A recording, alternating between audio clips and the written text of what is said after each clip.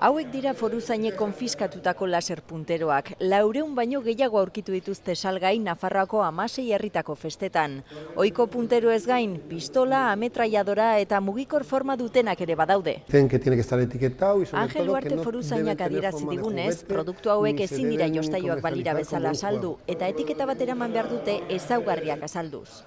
Kontsumo agentziak ezarritako baldintzak betetzen ez zirela ikusita, punteroak konfiskatu egin dituzte. Izan ere, kalterik egiten ez duen argia badirudi ere, potentzia handiko laserrak dira hauek, eta begietan sendatzen ez diren lesioak eragin ditzake, ikusmena galtzea ere gertatu liteke. Los láseres de 100 milivatios ya pueden producir quemaduras en el ojo casi sin tiempo de exposición. Eta potentzia horietako laserrak jaietan umeetzako globo eta jostailuen artean saldu dituzte. Yo diría que si un láser produce un spot, una mancha luminosa que es brillante... Laser baten zeharkako distirak begiak istea eragiten badizu, arriskutsua den seinale. Eso quiere decir que ese láser va a ser peligroso. Kontuan izan behar da argiaren islak ere min egin dezakeela. Nafarroako ospitaleak, klinika unibertsitarioak eta zientzia fakultateak eginiko txostenak frogatu egin ditu kalteak.